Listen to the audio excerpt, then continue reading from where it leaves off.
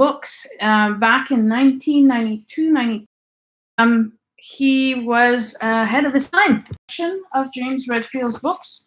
Why are we going to talk about it in the podcast and in the video? Because this is an important author that I read 25 years ago and marked and influenced my entire life since then.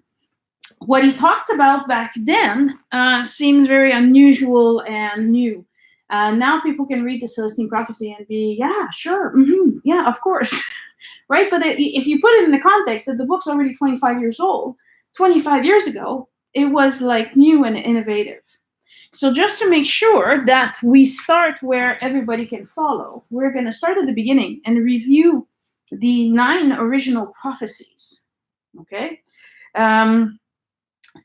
The books are written as parables, which are spiritual adventure of this young man. Well, he's middle-aged man who starts his first adventure in Peru and then goes on to the Appalachian. He goes to Tibet, and then he just travels all over the place, and he meets different people all over the world and gets to know, put into practice these prophecies. And I don't know if James did it on purpose, but I find this guy to be pretty slow. So, which means that he needs to get a lot of explanation, which is great in a sense that the readers can really get a great understanding of the spiritual concepts that are being explained for the first time. Now, these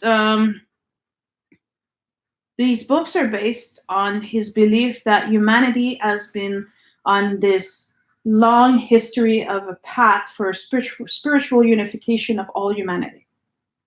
This is his basic belief. So he explains basically throughout the entire series, not the first book, but the entire series, how a person will come to develop their own inner spiritual truth based on whatever faith they originated from. So it doesn't matter if you started off being Jewish or Christian or from Islam, or you're from Asia and you believe more in Buddhism or Hinduism. They all can find their truth, starting wherever they are. He's not the only person preaching this exclusively this unity of integration of religion into one. This is a concept nowadays in 2019 that is very, very popular and is brought about by several different sources. It's even been given a name. It's called omnimism. And so the Dalai Lama, in his presentation that I attended, explained the same concept, saying we must stop looking at what makes us different and look more to the unity, what is the same amongst us. And when we get to the Tibetan part, you will see that very, very clearly. Is a name for this practice and then a way to evolve towards that simple truth. He explained that once we stop comparing, which means that we stop laying judgments on, well, you're not as good as me, or we're better than you, and we let go of that, and instead we say, so how do you pray? And we see that people all over the world pray. How was your world created? Well, all the people all over the world have a truth of creation, which is in the talk of the Trinity we'll do next week. Realizing that these truths exist all over the planet, in all the cultures, in all the country. And this is where we need to start looking for this unity. So the collection of the books is the Celestine Prophecy, then the 10th Insight. The 11th Insight is written in the Secret of Shambhala. The 12th Insight, I only have a copy here, but it's available in French. And lastly, that's the 12th Prophecy. And then he explains this whole spirituality, this whole concept in the Celestine Vision. Celestine Vision and the experimental guide of the Celestine Prophecy and the 10th Insight are available for you to do exercises. So if you want to start developing your own ability, your own gifts, and your own insights, these are great books to start off to work from. You know, if you don't have any classes available or teachers nearby that you know or trust that you can learn these things, you can definitely do the work on your own and get yourself going. These books are also built that you can work either by yourself or with groups, which is you're going to see today is essential to your spiritual growth. these 9 principles are the simplest thing, and then in each of the book, he deepens the meaning. You get a greater depth of what he's trying to say or explain to you. But at first, he had to start presenting them. So each of the principles are retaken into each book. So don't think by any means that this presentation is a substitute for reading the books. It is not. Okay, there's no shortcut to this. I do encourage you to read the books. All of this does is that it puts in the whole perspective together for you, so you have a better understanding of what you're working with, and see if that interests you at all. Because I mean, it's a lot of reading. Yes. Now, the first insight is that there's a new spiritual awakening in the human culture. Again, go back 25 years, we started seeing that. That would have been 1992. People are, things were not going all that great. People are starting to being afraid about the year 2000 is going to be the end of the world. Yeah, the new millennia was coming. And there was a lot of fear rising. And so with this fear rising, some people found bliss in that. And it is to those people that we would be turning to see, why aren't you worried about this? What's happening that you're so quiet and thinking everything's going to be okay? Like, I remember back then, some people were refusing to having kids because the world was going to end, right? And they really, truly believed that. And they're like, so I'm not going to bring any children in the world because I'm aging myself, am I not? I'm not going to bring any children in the world because they're going to live until they're 5 or 6, and then we're all going to die. So this Celestine Prophecy gave us a vision of this new world. What would that look like? And you started seeing it in certain regions more than others. Now, I was living back east when the first book I read, and then I moved out west, and it was a totally different perspective of things here in the Vancouver, California area, where people were more into yoga and people were more into practicing Tai Chi and more open about sharing other spiritual practices like meditation and things like that. So it fostered an atmosphere for groups to form, to start developing these skills. With that, the book says in the first insight, you will see if you launch yourself in one direction or another, synchronicity will start happening in your life. The synchronicity is the base of everything. But for synchronicity to work, you have to have an intent. You have to have an intuition. You have to have a question, right? So the second insight says this new world is based on this new world is creating a new world. This new awakening, this change in mentality is propulsing us to discovering the real purpose for humans. Now, I don't know, but back then I watched a lot of TV, and it was always these, do you know why? What is your purpose on earth? And come discover your purpose, come to church. Do you remember these ads or these public speaker on TV that every Sunday they would preach? And again, I'm aging myself, sorry. Nowadays, it'd just be on YouTube, I think. They promised to help you find a solution to why you were here and what was your purpose. And in this book, James Redfield says, the purpose is simple. We need to discover that we are souls. We need to go back to the basic of the fact that we are spiritual being just inside of a physical body. And this physical body being so dense, we lost this connection to the divine purpose. And so because we're disconnected and detached, we have lost our memory of all that we are beyond this life. And so the second insight says that if you look back at the history of the humanity altogether, you can see us evolve. Well, obviously, we went from caveman to living together in groups, starting to stop hunting and gathering, started planting seeds. We evolved into societies. We evolved laws. We evolved, right? We evolved. But he looks at it in the point of view that we were spiritually growing, which is not completely false. I mean, we went from owning slaves to realizing, no, they're humans too, and we can't do that. And we're changing the way we do things because we know that's wrong. But have we always made the link that it was us becoming more spiritual? Perhaps not. We maybe became more moral or more ethical. But eventually this will lead us to a new spiritual type of people. So it leads us to the third insight. And I'm going fast through these ones because they're really, really more clear when he rewrites them again for the 12th prophecy. But these things should be pretty basics that everybody right now should be able to accept these. It might be harder later. The new concepts are a little bit more far-fetched, but this is pretty basic. So the spiritual history of Earth is that we had multiple gods. And then we evolved to one God. Then we evolved to searching God on the inside as opposed to the outside source. Then we learned about repentance and the suspension of ego, or, ignoring ego or pushing ego aside, to returning to this sacred intimacy with nature. We're finally going back to realizing nature is important and it can inspire us, enlighten us, protect us, right? It sustained us for sure. Then we evolved to prayer. Prayer has always existed, but the nature of prayer has really changed. And without knowing it, which is what you're going to find out tonight, is every time you're praying, you're meditating, and you're thinking, these are all prayers anyway, right?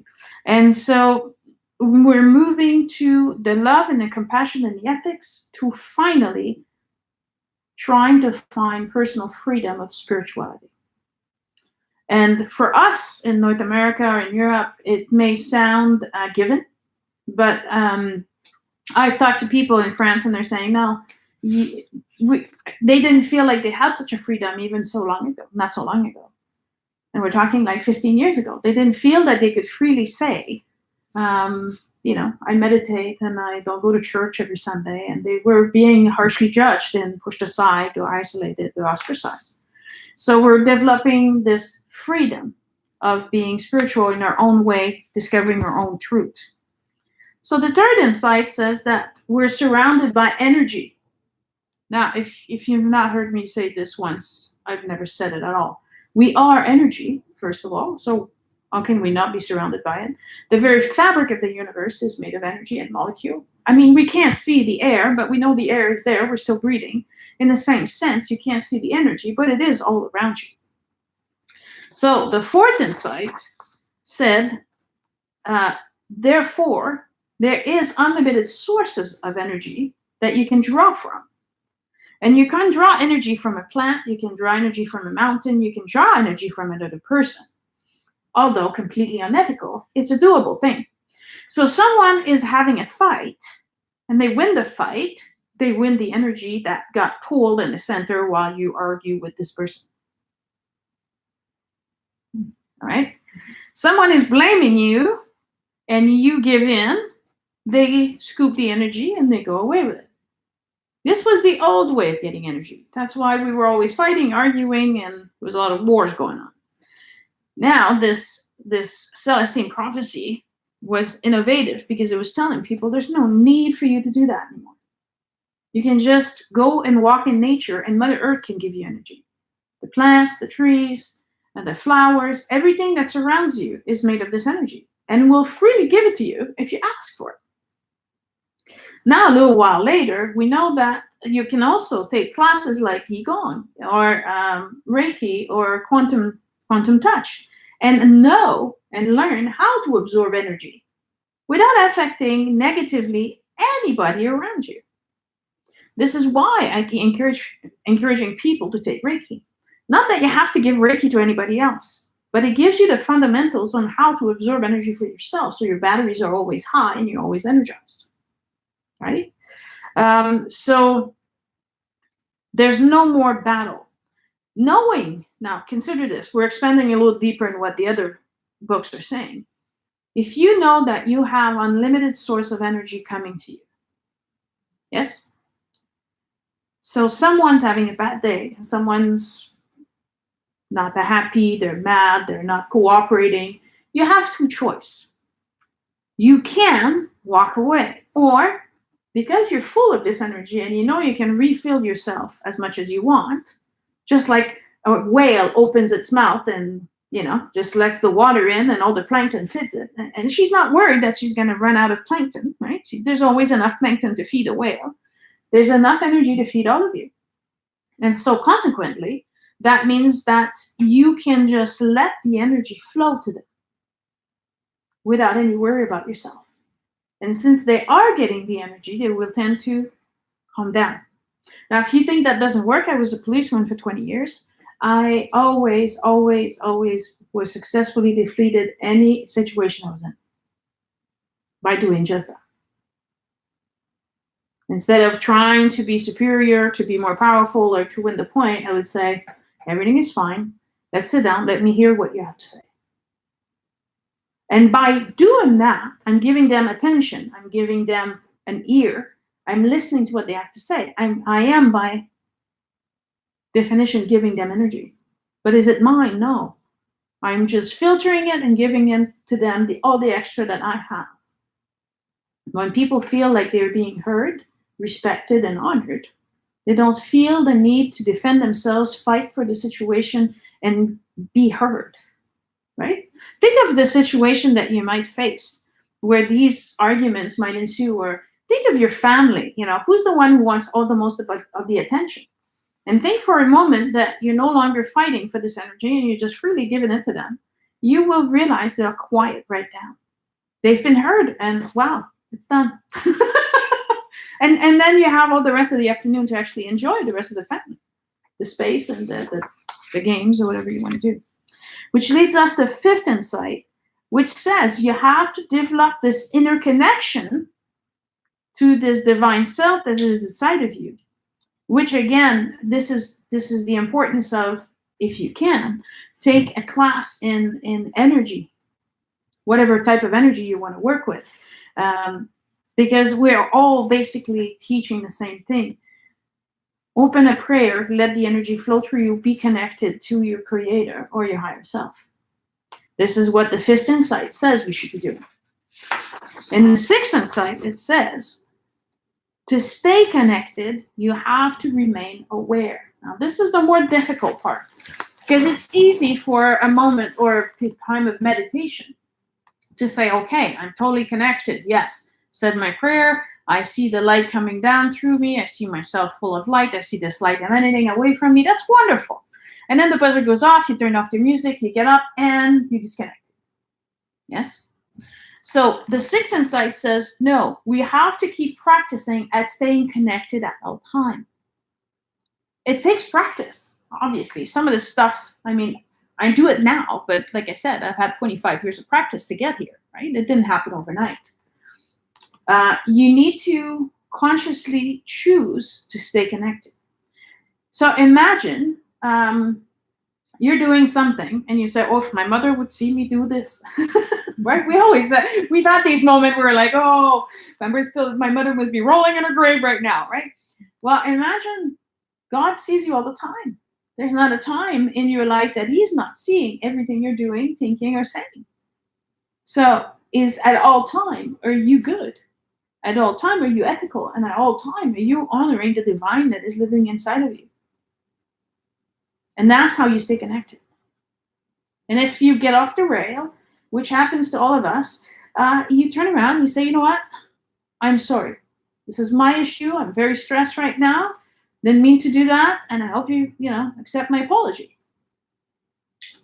And then you're back on the train, yeah, or the path, or whatever you want to call it. Yes. So the insight basically says, in order to do this, you have to recognize that everyone in your life is a soul. And by that, everyone in your life, I mean the bus driver, what are they called? Flight attendant now? The waitress, the girl at the till at the bank, and the person from a different religion dressed completely different than you. Everybody you meet, there's a soul inside of them. They might not know the connectedness that connects you to them, but the minute you do, then it's up to you to be honoring them. Right? So this isn't about blame, remember, or judging. I'm better than them because I know there's a soul in them and they don't know. No. That doesn't matter. What's important is that you know and you honor that soul. You honor that divine spark that is inside. If we start us by doing that, those who are aware, then other people are going to, how come you're so nice to me? Have you ever had that said to you? How come you're so nice? And you're thinking, shouldn't everybody be? And you're like, I'm nice because nobody deserves to be treated otherwise. And they're like, yeah, well, that's not how I usually get treated. Or it was very nice of you, or, whatever else. So you're on the right track. Yeah, you want to keep doing that to influence those people. But now you can tell them these things. Yeah, you can say, well, I see the divine in you. I see the soul in you, and I'm honoring that. So maybe you can start doing that as well. Yes? Okay. I always prefer to have people in the audience when I do this. Did a little few nods along the way. It's encouraging. The 7 set says that knowing our personal mission enhance the flow of mysterious coincidence. You all have come. Now, don't worry, that's the rest of the talk. I'll get in depth for this, but you all have a mission. You came here with a soul's purpose. Okay, if you didn't know this, yes, you do. You are very important to the master plan. And you may think you're completely insignificant. And yet, you may be nurturing your little neighbor's boy who's going to be the next Einstein. It doesn't matter how big or small or how rich it makes you. It's your contribution made from the heart.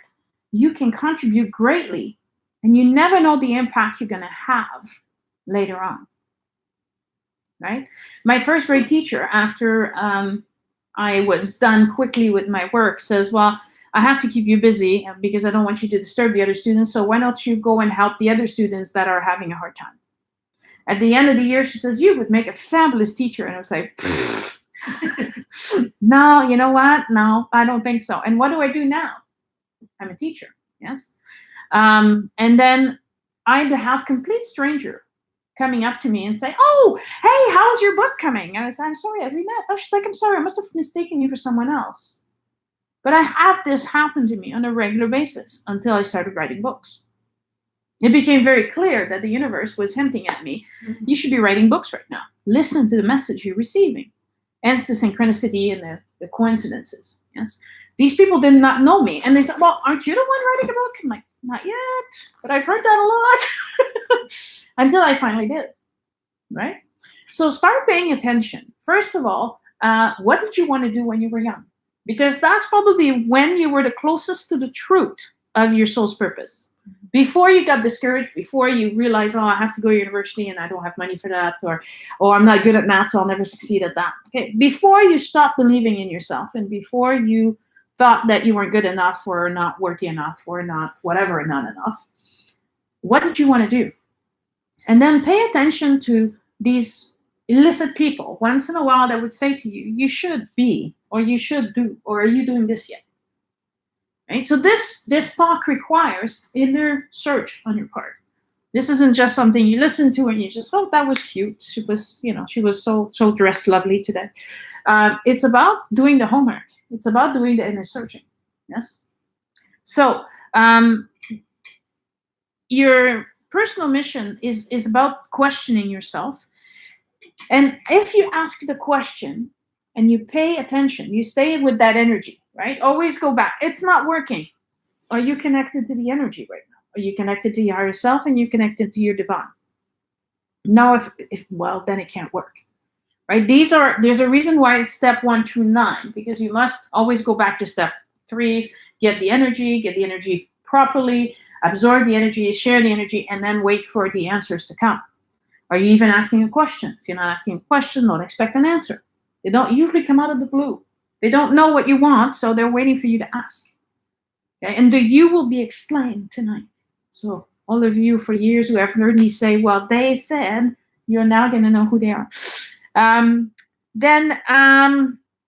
This insight helps us also see past all the drama that we've had in our lives. Believe it or not, every incident where you've had drama in your life was a representative incident that should have put you back on the right track. But if you ran away from it or if you ignored it, then you just stay off the track. So you have to re-examine all these steps that you've taken that either drove you closer to your soul's purpose or further out. Dreams are part of the 7 insight. Go to sleep with a question, you'll get your answer. Now, a lot of people are saying to me, "Oh, I don't remember. I don't dream. I don't think I dream. I don't." Okay, but when's the last time you went to bed with a question? You just go to bed completely exhausted, just saying, "Okay, I must sleep now. Got to work in 5 hours. Got to get up." Right? Which is what most people do, being honest, right? Yes. Mm-hmm. However, if you have a good, what is called a sleeping habit, so going around bed always around the same time and always having enough sleep, you're able to free some of this time for dreams, for receiving guidance. So ask your question before going to bed. What should my book be about? What should my next chapter be about? You'll get the answer. Come very clearly. And the answers usually come between 3 and 5 in the morning. So if you often get up at that time, you think, "Oh, I had to go pee." No, it's your energy trying to get you out of the deep sleeping to the higher consciousness level so you could hear some answers. Okay? Now, intuition. What is an intuition? An intuition is a gut feeling. It's hunches. It's, well, at those, right? I don't feel comfortable about this. Oh, we shouldn't be doing that. Or don't feel good around this person. Right? Those are all indication of you reading energy around you. But if you're consciously aware that you're reading the energy that is in your surrounding area, then you're more able to function within those energies. Now, for example, and I get a lot of these people working with me, empaths, they tend to go into a room and they absorb everybody's energy. And so if she's mad and she's sad and she's completely depressed and you're overly angry, the empaths walk in a room and they're a sponge and they're absorbing all of these energies. And then they're getting all confused because they're like, "Okay, why am I all of a sudden mad and angry and depressed and want to cry? And you know what, I'm going to go home," because it gets to be too much for them. However, if they're able to recognize, "Okay, hang on, I'm getting the feeling that this person is, from this direction, that's sadness. From this direction, it's anger. From this direction, oh, she's hungry," right? They're able to realize it's not mine, it's not mine, it's not mine, it's not mine. And how am I feeling? I'm feeling fine. And it sounds simplistic, but it's literally the awareness that makes it easy. You only need to be aware for it to actually work. So you also, in some event, may receive a mental image. What's an example of you getting a mental image? Déjà vu. A déjà vu means you're finally back on track. You're exactly where you're supposed to be, and you're going in the right direction. So if you're wondering, should I be here, should I go there, and you have a déjà vu, you're right on track. Sometimes some things will draw your attention. For example, for me, I was a child, and every time I heard the word Peru, my whole world stopped, and I would give my entire attention to whatever was happening. I couldn't explain to you why Peru was important. But every time someone talked about Peru, it was essential that I paid attention. Where does the first adventure take place? Why did I pick up this book in the first place? The adventure's in Peru. If it had not been, I'm not sure I would have picked up this book. I actually picked up this book because I was having a kidney infection and I got hospitalized and I was alone and I was bored. So I went to with my, IV thing, I went to the bookstore and the hospital. So there was only a very limited choice of books to read. And I was like, oh, Peru. This book changed my life, right? But Peru was my gut feeling for me. And what happened when I actually went to Peru? Again, life-changing for me. So it would seem that, it was my code word between me and my higher soul. Peru, watch it. Pay attention to what's happening right now. You all have this secret connection to something. Like I'm organizing a trip to Ireland, and a lot of people are like, "Oh, I feel so called to go to Ireland." I'm like, well, based on my personal experience, I felt really called to go to Peru. It changed my life completely. If you're feeling called to go to a certain place, you should attend that place. You should ignore it because it's life-changing. Whatever awaits for you there is going to be connecting you something deeper to who you are. and what's your purpose. Okay, so the intuition also can sometimes be a word. Interestingly enough, my brother had his intuition come to him as someone who talks to him. And so, and they were the weirdest of things. Like he would hear a voice say, "Don't put your coffee on the top of the truck," and he'd literally put his coffee, like, and he'd look around. There's no one around. Do something else, leave, and the coffee would go flying. Right. Another time, he hears, "Put your hockey gear in the truck," and he's thinking to himself, "Well, where else am I going to put it?" And he puts it on the ground, starts talking to another guy, goes over here, does this, leaves, completely forgets the hockey gear. Yeah. So now he's finally decided to pay attention to all these great little messages that he's getting. If you start paying attention, you get more and more and more of them. They don't reduce, they actually increase. You are constantly being guided if you ask for guidance. And so that's what the eighth synchronicity, that was the 7. The 8th insight is about increasing that frequency of this guidance the more you listen to it. I'm ahead of myself, but you always have to remain connected. Once you are connected, what you do is you send forward this energy. Now, this is something that you can learn in Reiki. We're expanding this energy. So at first you can extend it with your hands, but eventually when you get used to this and you realize it can come out of every pore of your body, because it's not like there's a special apparatus here that's, it's your intent that makes the light go out of here. If your intent is that it diffuses all around you, then so will it. Picture it like a radiator. Does a radiator send the heat in one direction? No, it heats the whole room. So think of yourself as a radiator, but of light instead of heat. And you're radiating light wherever you go. Yes? As doing so, you don't need the permission for other people to do that. You're just spreading it and, imagine that you're walking down the street and you're flipping $20 in the air. Everybody was going to go for it, right? Well, in the same sense, people are going to follow you or be beside you, or they're going to go, "I really like being with you." And you're like, "Yeah, geez, I wonder why." I know what's happening. That people like it because I freely give this energy all the time. Yes, but you can repeat the same process. So everywhere you walk, everywhere you work, everywhere you spend any amount of time, you are augmenting the frequency of the energy in your surroundings. So if you always go on the same walk and you give energy every time you go for that walk, you will notice the grass and the plants in that walk always looks healthier than anywhere else. Do the experiment, please. We had the experiment of 2 plants bought from the same store in the same pot, same size. So they had the same likelihood of growing at the same rate, and they're being watered evenly, and both sitting in the window. So they get an even amount of light.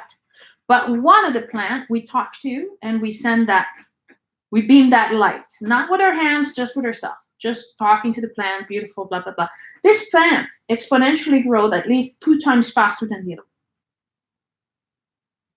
Under the same circumstances. So imagine your spouse, imagine your dog, imagine your friend, imagine your children.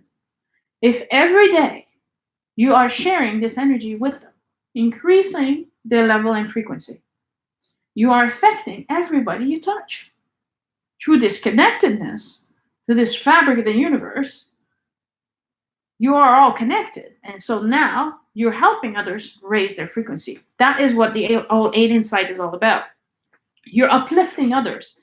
And one of the ways to do this, especially if it's someone you don't particularly like, because we all have, people that push the wrong button in us, apparently. Try to see their higher self. Try to see their something beautiful about them. They could be me, but they have beautiful eyes, or they have amazing hair, or just whatever. Focus, and instead of looking at them in hatred or anger or resentment, you focus and change your focus so you're looking at them in love. As you will do that, they will change. They can't resist the current of this loving energy. It's a transformation energy. Okay, so this is also not an energy about physical, intimate relationship. Yes, I have a lot of people asking me a lot of questions about tantra. Tantra has nothing to do with touching or physical sexual action. This isn't someone gonna fall in love with you, right? This is the most platonic form of love, but it's an elevated kind of energy. So that's what we're aiming for. Okay, so if you're thinking, oh, well, I'm in love with him, I'm going to keep sending him that energy, you're going to send that energy to him. And we're going to see later what all it does is that it makes him more aware to his higher purpose. It makes him more aware of synchronicities and things happening. Doesn't necessarily make them more aware of you or that they're going to fall in love with you. Okay. And then at the end of the book is the 9th insight of the first book. Is that technology will free us and spend more time on our spiritual development. Now, some of you may not agree with this, but if you would talk to my mother, where she had 3 kids in diapers and she had to wash those diapers every day, she would tell you that the invention of the washing machine definitely freed a lot of time for her. The invention of the electrical or gas stove freed a lot of time for the men who were having to cut the wood to feed and to heat the houses. Yes? Are we necessarily spending our free time on spiritual development? Not so much. But the idea was that eventually we won't be so caught up in all the chores for our physical third dimensional body needs and having more time to devote to our spirituality. That was the original idea. We are going through a spiritual renaissance at this time in as far as technology goes. We're developing certain things in more conscientious manner. Not everything is that way. We're still struggling because we're still one foot in the, materialism and money and capitalism, and the other foot going, yes, but we can't cut this forest down and we can't pollute the ocean anymore. And, we have to admit that people are becoming more and more aware. There's a lady here drinking out of a metal bottle, right? Reusable things. We reuse them so we're not polluting as much, right? People more and more are not accepting plastic bags. They will take paper bags with them or cloth bags with them, yes? I mean, at first when it came out, it was like, you gotta be kidding me. And now people are totally in line with this. They're carrying the little fold-up one in their purse and the back of my car, get enough for 3 groceries, right? We are changing the way we're doing things. We're buying clothes that are made of renewable material, like bamboo or, other materials that are sustainable in nature. We're not polluting the earth more to create these products. The material that we're using for building houses is also changing, right? So for those people who are thinking, we're doomed, we're not. But these changes are slow and taking effect because they usually represent a lot of work or a higher cost production or less margin of profit. So we have to take people, and this is what the 9th insight is all about, people have to take a cut somewhere. It talks about the law of tithing. The law of tithing is the law where you're supposed to give back 10% of what you make. Imagine if all of the companies, all of them, cut back 10% of their earning. What would that represent? You need 10% less to make ends meet. So you don't have to work as much. You're not so overwhelmed with all the bills that are coming in. Right? There's got to be a consensus at one point that we can't just keep going up and up and up. We were discussing banks and bank fees and how it's outrageous that, why should I pay to put my money in the bank? The bank should pay me. I'm choosing you. Why are you taking my hard-earned money for what? I can store it in a shoebox for all I care. Right? So we have to examine the way we do business and the way we are asking to be compensated for things and reorganize the way we do economy so that everybody has a chance.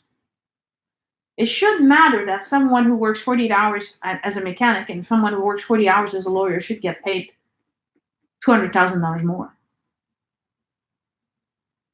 My mechanic is essential because I refuse to change an oil change. Right? So he's no less important to me than my doctor, for example. We should be remunerated for the hours that we work. If you do your work conscientiously, if you do your work ethically, then your work is worth just as much as the next person next to you, no matter what you do. There's some doubters in the room. We will get to this. We will get to a point where people will refuse to pay for certain things and say, you know what, I'm going to do without you. I'm just not paying for this anymore. Or people are going to say, well, in this case, I will choose a natural path, or I will choose to spend my money elsewhere in something I believe in. There will have to be a readjustment. People are just not going to go in that direction anymore. The same thing as education. So the education just be for the rich. No, it should be for the people who have an interest in it and the people who are motivated and are good at it. Right? Do you want a doctor that average a -C, or do you want a doctor that average A's? Well, I personally would like to see before going to a doctor's office, can I see your report card? And how long has it been since you had an upgrade and returned to school to keep up on the modern methods of healing? Yeah? We're not entitled to ask for any of those things, which is, I think, unfair. Mechanics have to go back to school and learn about the new cars and the new systems, and they have to keep updating, yeah? So it should be fair for all around. We should be transparent in those things. And if people then have to pay for certain things like education, then some people might decide to pursue an education, and some others might decide, no, I prefer to do this instead. Yes? Going back to the freedom of being the best that we can be without having to face a material world that makes it impossible in some cases, or very difficult. So, that being said, we move into the 10th insight, the second book. So the second book, I'm just going to check on how we're doing on time here. The second book talks about us growing a spiritual consciousness on Earth. So he's a few years later. We're now getting closer to 1999, I believe. But this one was 1999, so 1996 maybe. People are getting in a frenzy. Now try to get back to that time. In 1999, all of a sudden it's Y2K and all the computers are going to bust, and everybody's freaking out. There's people, I swear, are getting paid to keep us afraid. What happens when you're afraid? You panic. And when you panic, what happens? You're buying every gizmo and gadgets and whatever else is present to allow you to feel safe again, right? So you're buying upgrades for your computer, you're doing this, and the banks are buying that. And then I was married to someone who actually bought food and stored food, and I was like, really, nothing's going to happen. Now, when are we going to eat all this food? He's like, well, better be safe than sorry. And I was thinking, sorry for what? Nothing's going to happen. We're going to be fine. So at that time, he wrote the 10th Insight to try and help, because, 5 million people read the first book. That's a lot of people, right? Now, I realize there's 7 billion people on the planet, but still, 5 million's a big number who are buying and talking about his book. So he's thinking, okay, well, maybe I can help people a little further along. So he says we need to purify ourselves of these fears. It's important that we recognize we're afraid, recognize we have other emotions inside of us, and we need to enter a state of purification. So that's what the whole book is about, purification. How does this happen? Well, part of it is, a big part of it is the prayer. Now, prayer is not something that we've never heard of. Everybody's heard of a prayer. People ask for prayer. We say prayer all the time. But this one says, if you have to understand the true nature of what a prayer is, to pray properly, to have the proper effect, to have what is it that you want, arrive to you. So basically, in other words, manifesting. Why are some people so good at manifesting and others are not? I'm going to find out why. By clearing your lower vibration, what you're doing is you're allowing more energy to come in. So if you're thinking, I'm not very good at manifesting, why? Your energy is low. So I talked about this in one of my previous talks, is that someone spends 15 minutes, I'm rich, I'm rich, I'm rich, I'm rich, abundance, abundance, abundance, and they spend the rest of the day thinking about their bills, about the repairs, about how much they don't have money and how scared they are. And then, so 90% of their time, or 95% of their time, is spent worrying about it, while 15%, like 10% or 5% is spent, oh no, I'm abundant, I'm abundant. Well, do the math. If your number ends up in the negative, 90% of negative minus the 10% of positive, you're still 80% negative. Well, what are you going to bring about? Negative. So one of the things that you need is faith. Hence why we're spiritual beings. Hence why this is so important. I always tell people, I can work with anybody, no matter where they're from, no matter which religious background they are, as long as you actually believe that there's a creator or a higher power. That's the minimal requirement to work with me. Because you need to recognize there's something higher than you. You need to have faith. And if you don't have that, I can't work with you. That is the basic of everything I teach and everything that I do. So faith is essential, as it comes, and faith comes from the knowing of how things should be. So if you have faith, it's because you believe things are going to change. You believe things are going to be better. You have a certain belief that change is about to come, in whichever form that may be, but you have faith. Yes? So the 10 insight speaks of the afterlife dimension. It's a very big, important part of the book. It tells you that after your physical body dies, your soul continues on. Now, again, 20 years ago, in North America, reincarnation and afterlife was not that popular, right? But everybody now is pretty much agreeing, oh yeah, that's reincarnation, I get it. People go to heaven, they can come back, yada, yada, yada. Yes? But there's even more than that. We're approaching a time where it gets easier and easier to talk to them, which is why I teach mediumship. I don't teach mediumship for the fun and the cracked up parties that you can have with each other. I teach it because you can talk to the people that have passed away, that you're still having not unresolved issues with. And you can actually have a conversation with them and resolve those issues. And I don't have time in this talk to share all the examples that are in the book. But again, read the book and you'll see there's multiple examples on how that takes place. But from my personal experience, I can talk to anybody who's passed away. I see them and I talk to them and I help them resolve whatever they have that's holding them back. Yes. The second part is that we will become so fluent in talking to the people living in, he calls it afterlife. It's his term. I prefer to say over the veil, across the veil. Yes, because it's not afterlife. You're still alive. There's the part of you that is you is the soul, and that soul doesn't really die. So it just changes shape. It changes density, but it's still very much alive. Yes. And so they will come and teach us what they know from the other side, allowing us to grow while we're alive and not having to wait until we're dead. What happened to me? Exactly that. When I was young, it was my grandmother that showed up in my bedroom every night and taught me. She'd been dead, I think 15 years before I was born.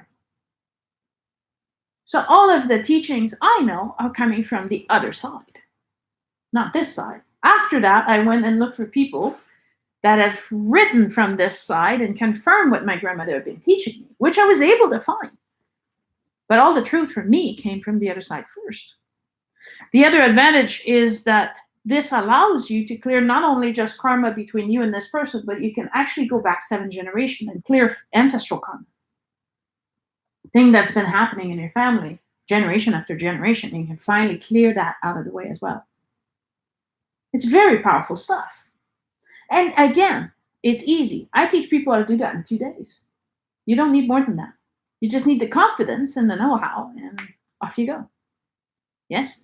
Now, the beauty of it is that you can talk to them, and eventually you can go and cross over to them.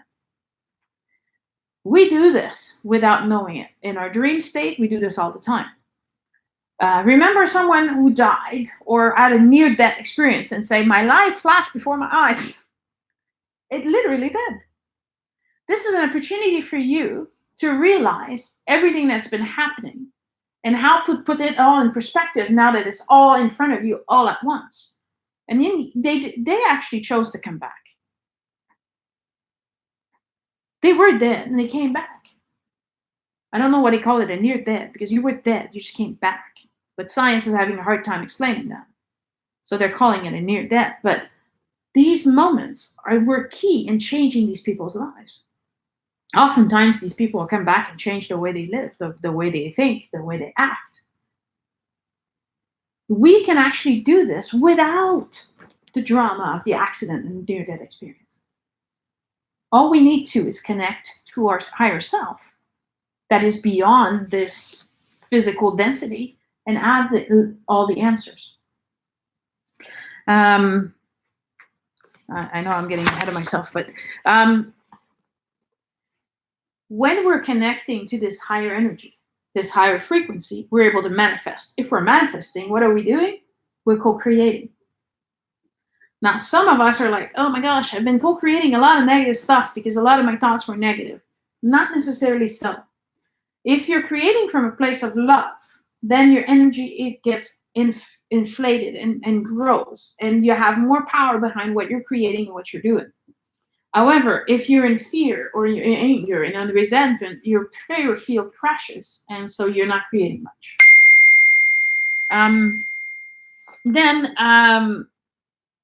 Therefore, if you want to create something, know that the only way to create is from a place of love. You need to use this energy of positive to power up your strength into manifesting what you want. There's two things that you can create. There's the things that you have faith in or that you want, and the things that you fear. So don't waste your time on what you fear. Clear your fear away. Now, this actually works for your health as well. Your health is to a great degree influenced by your mental process, because if you're fearing getting sick, you will get sick. And I've seen this happen. In many examples, the people were told, for example, there's nothing we can do for you, there's nothing more we can do for you, so you're going to die. And they usually die a lot quicker than what the doctors had predicted. So there's actually a new consensus that doctors don't tell you that anymore, because they realized that they had an effect on the patient. Patient gave them a lot of power, gave a lot of power to their words, so they had to start watching what they said. And then sometimes doctor comes to the inevitable choice of saying, well, I don't think you'll ever walk again. And there's been patients who's like, well, no, that's not my truth. I'll be walking out of here. And they do. And it's been proven over and over again. And so therefore, it is mind over matter. It is what you believe that you will create. If you believe you'll walk again, you'll walk again. If you believe you'll walk again, it's going to be hard work. It's going to be hard work, but you'll walk again. Okay? I have this fabulous student who's a master manifester. And she's like, I'm going to get this truck, and I'm going to get the money for the truck, and I'm going to fish brain the truck in 3 years. And she did. And I said, so why 3? It's like, it sounded like reasonable. I said, well, but it could have been 2. She's like, yeah, makes me think of she just created something new for herself. And she said, 10 years. And then she's like, oh no, what have I done? I'm like, it's okay. Just change it. Because we both know that because she said 10 years, this thing's going to take 10 years unless she changes it. She's that excellent. Because she so believes in herself and in what she's doing. She's making it happen. So ask yourself, what are you creating for yourself? And how hard are you making it for yourself? Are you saying it's hard to earn a living? If you keep saying it's hard to earn a living, it will be hard to earn a living. If you're saying money easily comes to me and gracefully I move through my days, and so it will be. So you have to examine, where are your thoughts? What are you creating for yourself? So then if you want to be healthy or if you want to be successful, you need to have a positive outlook. And one of the ways to return to that the quickest is to spend time in nature. Nature is the key, which is why it's so important that we preserve it now. Nature is the strength for us to draw energy from. So if you're having trouble connecting up, at the very least, your feet are touching the ground. You should be able to connect there. Yes. So try to remember, if someone's really sick, before they got sick, where were their thoughts? What were they thinking? What were they worried about? What did they fear? So someone's going to say, well, I wasn't fearing to get cancer. No, but what did you fear? Well, I feared that I was going to lose my job and have no money. And the cancer will be in the groin area. Why is there different types of cancer? Because they represent different fears. Kidney cancer represents a lot of resentment and a lot of anger. A kidney of the liver? Kidney of the liver is resentment. Not expressing your truths, not talking to people about how you feel. So that it's cancer, that it's cirrhosis, that it doesn't matter what kind of illness it is. Some of us are given a chance to learn the lesson a little easier than others. And so we develop different types of illness. Anything that is autoimmune disease, like fibromyalgia, and I'm not judging anybody, I had it myself, MS or those types of disease, lupus, all of those things, they're emotional disease. They're based into your emotions. So you have to look at, where are your emotions? Are you feeling your emotions? Are you expressing them? Are you freeing yourself of them? Or are they piling up and causing all this pain and these blockages of energy? Okay? So, in turn, that means that you are responsible for your own health. Not the doctor, not the nurse, not anybody else, but you. You are the key to your own healing. You have to recognize what's going on with you. So you have to stop pushing this responsibility on this test and that doctor and that hospital and whatever else, and asking yourself, how did I get here? Okay. In the same way, for the pain identifies a fear. You can believe it, right? So before you're getting to the cancer and before you're getting to the very heavy disease, you'll start having pain. Now, you all have pain in your body at one point or another, yes. And then now's a new way of looking at it. Instead of just taking Advil or more potent, heavy medication to hide your pain, you have to instead sit in it and ask, okay, what's the emotion behind this? What's the fear behind this? What am I afraid of?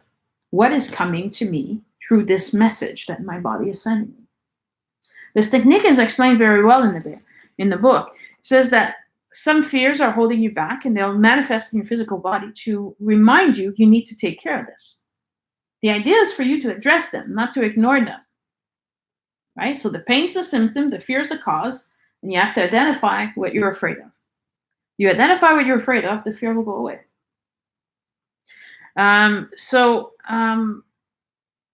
One way to do this is to increase your energy. And I realize it's hard. You're in pain, and I'm telling you to go into this place of love and meditation, right? It's not easy. I get that. This is when it's nice that if you have friends that know how to give energy, can help you. While they're giving you and boosting your energy, then you're able to find your own source of your fear, this emotion, and use that extra energy to remove the fear, to heal yourself. The healing is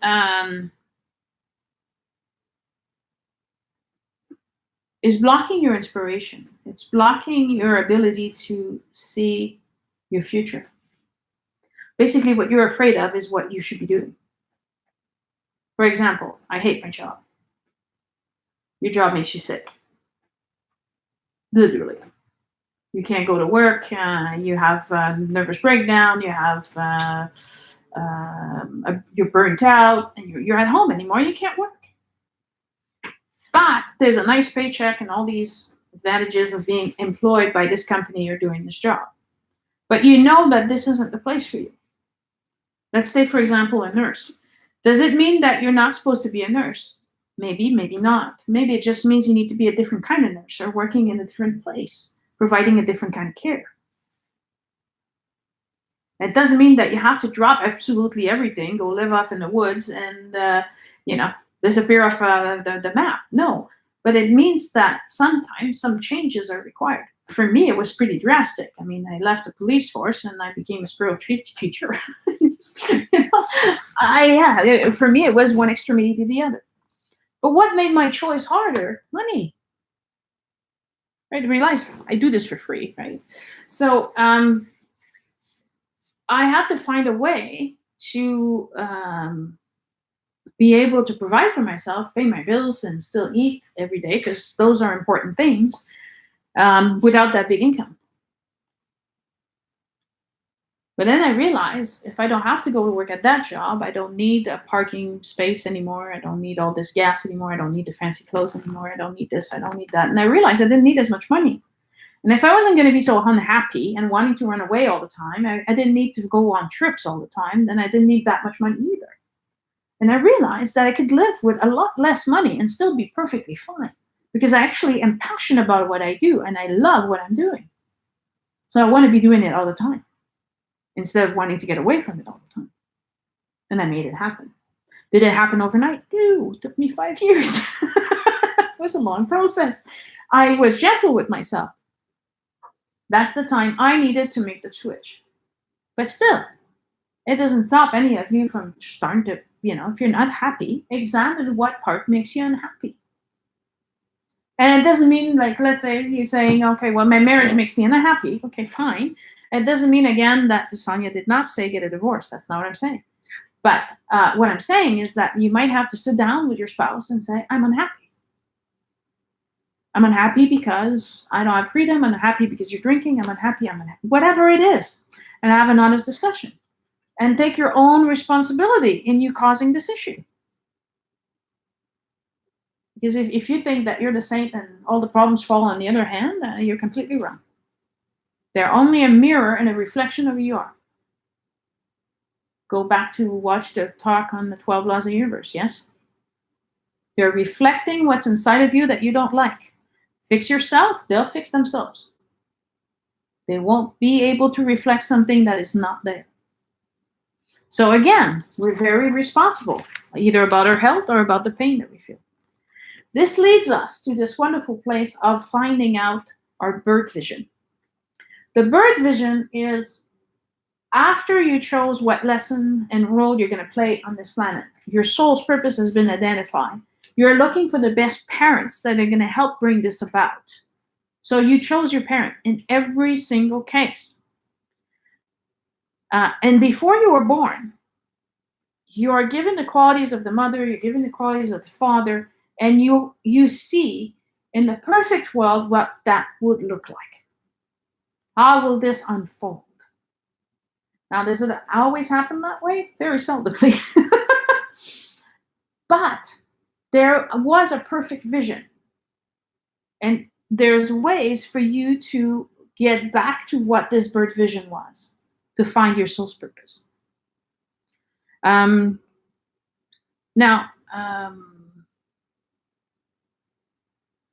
Everybody in your life came to influence you. Like I said, the first grade teacher says you should be a teacher. This other person says you should write a book. These are the odd ones that are giving you clear messages, but everybody in your life, even the difficult ones, are there to teach you something. That they're there to teach you compassion, that they're there to teach you resolve, that they're there to teach you whatever it is they're going to be teaching you. They are teaching you. And they're also souls in learning. This is the part where we often forget. We're easy to complain, but why me? But why them? Right? It goes both ways. So we have to start looking at everybody in our life and asking ourselves, so what am I learning by this? And sometimes you're learning easy, and sometimes it's a hard lesson. Yes, but there's still learning involved. And it's all for your own evolution that you're doing this to yourself. So let's look at an example of the roles of a parent in an evolution of someone to their higher purpose. Okay, so there's the mother. The mother has deep fears about her health. She's increasingly sick and always blames the doctor for not doing their job and not knowing, left from right, and blames them for herself getting worse. Not admitting to herself that she's drinking too much pop, eating only junk, and not exercising and being completely complacent. The child is born to this woman and sees all this. The reason why she's born to this mother is so for her to have an increased awareness of health. Through this, she's supposed to develop an interest in medicine because it's her mother and she wants her mother to feel better. She wants her mother to be healthier. Yes? And so she would also notice that her mother has a tendency to blame the doctors. And that should develop in a child. And I say should, right? This is the perfect vision, right? Develop the responsibility, the idea that the patient is responsible for their own health. They have to pitch in. And so, in essence, her mother will be her first patient as she tests her first theory and attends medicine school. Now, the father happens to be a researcher, and he's more of a quiet guy, and she thinks that she'll learn to communicate with him. She'll help him to teach him communication, right? Because she's bringing something to this balance too, right? So she's bringing healing to her mom, and she's bringing the idea of sharing ideas and communication to her father, but her father is the one that's going to inspire her to look at the relationship between inspiration and the immune system, or her thoughts versus her health. And so she putting these two parents together, she's definitely going to go into the field of medicine, and she's going to develop this new theory that patients are responsible and they're creating their own illness or their own health, depending on what they're thinking. And then, the third vision doesn't stop there. It then shows you the key people in your life. So if you're having a déjà vu, a person you've never met before, pay attention.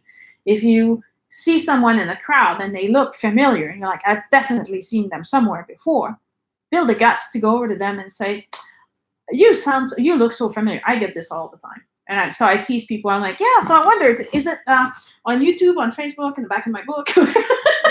And they're like, no. And I'm thinking, yeah, okay. So much for that. Here goes my ego. But the idea is that if they're recognizing you or you recognize them, it's because they were in your birth vision. Do not ignore those intuition or those gut feelings or those synchronicities. Act on them. And then more and more people obviously acting on them, because I get this all the time.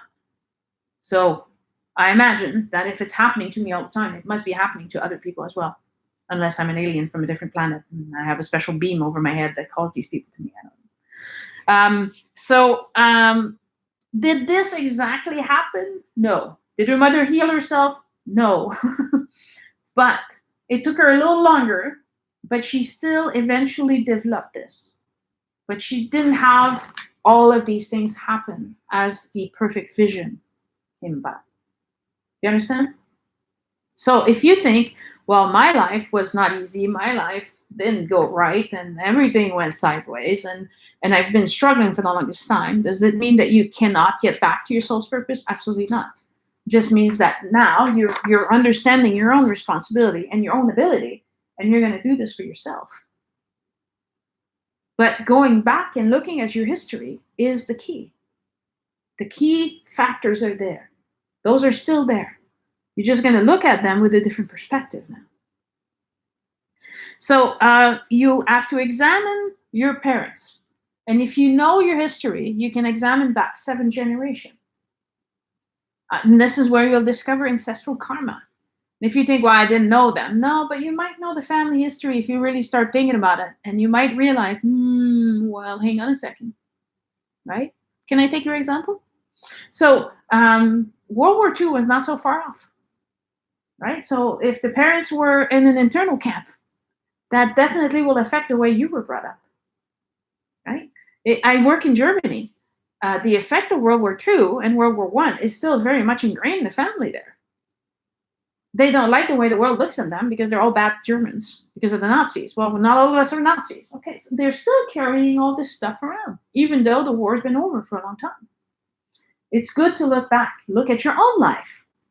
Where has your family been? Have you immigrated from a different country? Do you know anything about that country? Do some research. Know your lineage. Know where you're coming from because you're carrying all that inside of you.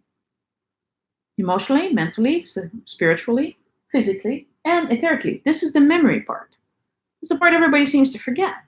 But this memory is held in your body, generation after generation, until the generational karma is healed. And this is a great time to do that because remember, we can talk to the people that have passed away. This is why I teach mediumship. Not because we're curious, but because we want to resolve karma, because we want to heal ourselves, because we want to link to these people, help them move forward, and help ourselves from stopping whatever cycle we're caught on in our family. All right? So then, and the beauty of it is you don't have to die forever like this now, right? We can do this while we're alive. And we get to the part of this difficult childhood. Now, if any of you think I just had it easy and everything was swell and I was a trust fund kid, now all this money, so it was really, really easy for me. I suggest you read my book, I Dragon. It was not. It was quite difficult. Did that stop me? No. And that's why I wrote the book. Not because I want people to think, oh, poor you. That was a difficult upbringing. No, it's, oh my gosh. So she pulled through, she forgave, she moved on, she's displaying compassion. Everybody else can do it. That's the point of the book, right? With tips and helps and, a few exercises along the way. But the idea is, it doesn't matter how bad it was. And I work with people who are sexually molested or severely beaten or mistreated as young children. And they're like, well, why on earth would I choose those parents? Why would I put myself through that, truly? And the answer is simple. It's because as a soul, you thought you were strong enough to break the pattern. You were strong enough to come in and say enough. And if you doubt this, in the past 30 years, there's been a lot of people speaking up about rape, about incest, about mistreating of the natives in the institutional schools. People are speaking up. They're breaking the silence. They're sharing. People are not afraid to say, this happened to me. They're not being judged. They're not being institutionalized or drugged away. They're being honored for speaking their truth. They're being honored and trying, we're trying as best as we can to find solutions so your pain isn't as bad. We can't take away what happened, but we can bring you to a place of peace. But the idea is that you came in planning on working through, and yes, it is difficult. I was there. Working through the resentment, working through the anger, working through the depression until you finally see the light. And then you are able to move on and helping others see the light. This is my true calling. This is my soul's purpose. To be here and to guide you into this light. I'm not special, and I'm not any different than anybody else. But if I can do it, I can teach you how you can do this for yourself in order to get there. This is what Celestine Prophecy says. This is why this book's so amazing, is because this series is basically a guide for my life. I've been following the teachings that are in this book, and I've succeeded. This is why I thought it would be magnificent to share this with you guys tonight. So in the end, you just have I'm summarizing a big thing here, but what happens is that in the end, you recognize that each one of you are a soul. And you came here to break what they couldn't break. And without them, you wouldn't be doing what you're supposed to be doing. This is a great example of Cryon when he talks about souls and what we came here to do. So if you want other sources, throughout the talk, I'll be naming a few, but Cryon is definitely one of them. Okay? So we're all souls, and we're all here growing. So none of us are supposed to be perfect. None of us are supposed to have all the answers at first. And we have to be, putting water in our own wine in that way. We have to be forgiving and displaying some compassion in what other people are struggling with as well. Yes. And those struggles, James Redfield qualifies them as the dark night of the soul. The dark night of the soul is a term being coined by many different spiritual teachers. It's a concept that's also in the book of Telos, the fifth dimensional beings living inside the mountain in Mount Shasta, California. They called it the dark night of the heart. But it represents a time in your life, and they all call it the dark night, which is kind of unfair because it's a lot more than one night. This is a state of when you are burnt out, depressed, or crying for months on end. Okay, your dark night is really a dark period. But if you're thinking about the soul, well, the soul's eternal, so it seems like just a night for the soul. But for us, it's very, very long, very painful, very difficult, very lonely, where you seem lost, or everything seems lost, and there doesn't seem to be a way out. And if I ask for a show of hands, has any of you had one of these in their life?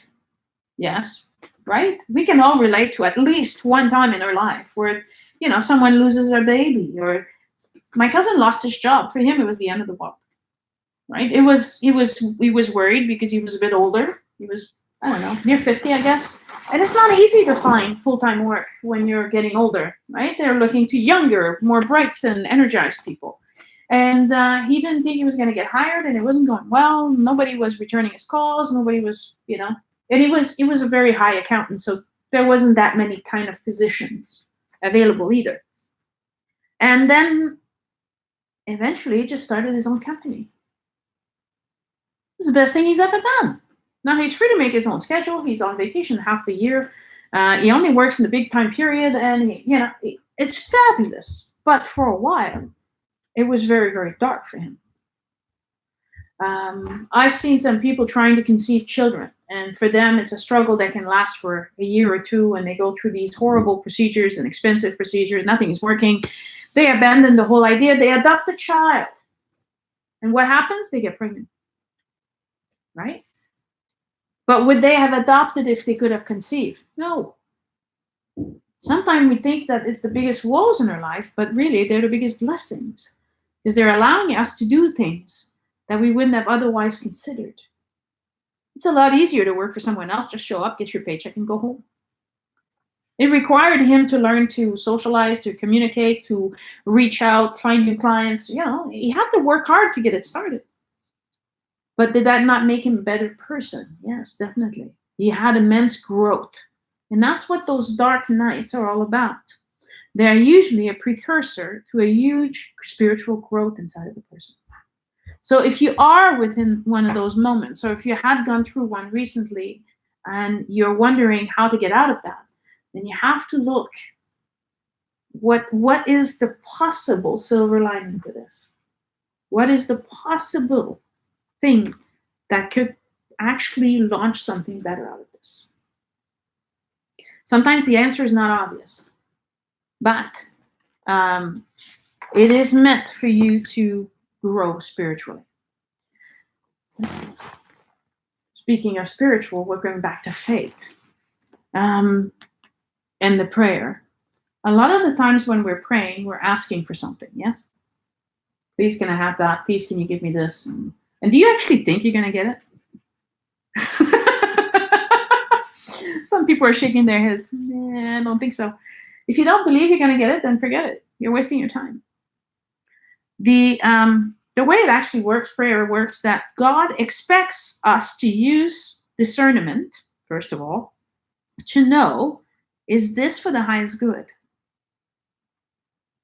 That's your first check mark when you're saying a prayer. Is this for the highest good in the physical dimension? Right? My son is like, I'm trying to manifest $1 million, Mom. It's not working. Your technique sucks. I'm like, right. I said, let's review your intention. What are you going to do with that $1 million? And I love you, sweetie. I love you. And he says, well, I'm going to get a Maserati, and I'm going to get a big house, and I'm going to get a second house, and I'm going to travel. I'm going to buy a boat. I'm going to do this. Okay. So within the year, the money's gone. We all agree. What is that going to do any good for the community or for the people around you? Or, well, I'll share with you. So, do I want a Maserati? No. Do I want to go on a boat? No, you hate boats, Mom. I said, right. So, am I going to live in that big house of yours? Well, no, you have your whole house. So I said, how am I benefiting from any of this? You're not getting your wish. You're not getting your answered prayer, because it's ludicrous. For the prayer to work, it has to come from a vibration of love, a vibration of compassion. Pray for world peace, that will work. Pray for the laws on hunting whales to change, that will work. If you have a spouse or an ex-spouse that's particularly difficult, pray for them. Not for you, pray for them. If you're wondering how that works, there's a great movie on Netflix called War Room. And this old lady teaches this younger one that sometimes you have to stop viewing as people as enemies and just as people in distress. And they can't help you and they can't be there for you because they're too much in distress. But if you pray for them, heartfelt, for them to be better, healthier, then they will become that. And then if they're not in so much distress, they won't be so mean or obnoxious or whatever else they want. You understand the difference here, right? But the prayer is also an affirmation more than a request.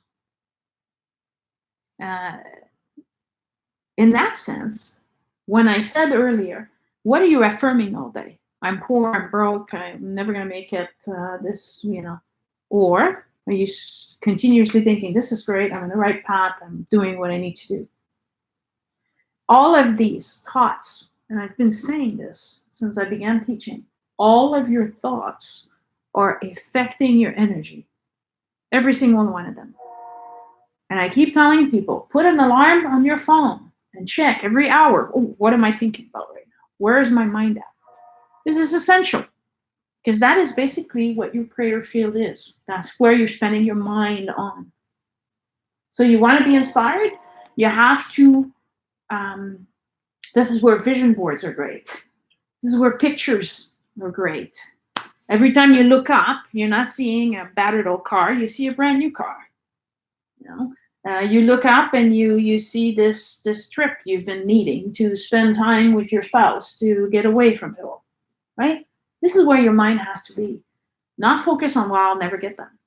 I had someone wanted to join me on a trip to Ireland, and she says, well, I don't think I'll have the money. I said, well, if you think that, you'll never have that. She said, well, what do you suggest I do? I said, you just think, I'm going to Ireland, the money is here. I'm thinking, all right, I'm going to Ireland because the money is here. Within 3 days, she's an artist, she sold enough painting for pay for the entire trip. A year ahead of time. She's like, this money is definitely for the trip to Ireland. I said, but this could work for anything. But she really thought that coming to Ireland would help her spiritually. That she felt a deep connection and she needs to be there, and she thinks this is the right time for her. And it all lined up. But she had faith. You see, that's the thing. A lot of people who come to me and I work with, they have faith in what I'm saying. So when I ask them to do something, they do it with faith. And so it works. It's not because I said it, I'm just a guide in all this. But because you have the faith in what I'm saying, then you're actually doing it, you actually are successful at it. So God would grant your prayer if you believe he will do so, and if it's expressed as an intent, as opposed to a request. Okay. For example, for those of you Christians that are listening, this old woman touches Jesus' robe as he's walking in a very crowded public place. And he says, "Who touched me?" Because he felt it. And so everybody stops. This old woman says, I'm sorry, I touched you. He said, "Why did you touch me?" She says, "Because I believe if I could only touch your robe, that would heal me." And he tells her, "Get up. Your faith has healed you. You touched my robe. You really believe it." And it happened. That is what this story means. If you believe it strong enough, it will happen. And you don't have to make it hard. For her, it was simple. All I need to do is touch your robe and I will be healed. And you touch my robe, so therefore you are healed. Your faith has healed you.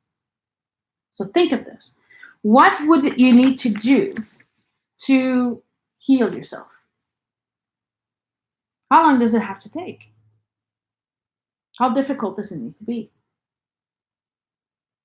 I refuse to have difficulty anymore. I refuse to have drama anymore. Everything is going to be done with ease and grace. And my life has become that. I've had enough drama for 10 lifetimes. I'm done. So now, once I accepted that idea and made that my prayer and my intent, that's what it became. So what happens next is that it explains the 3 places for the soul. And I'm going to stop the recordings here. And that's going to be the end of the first part, which we covered the entire Celestine Prophecy and most of the 10 insight.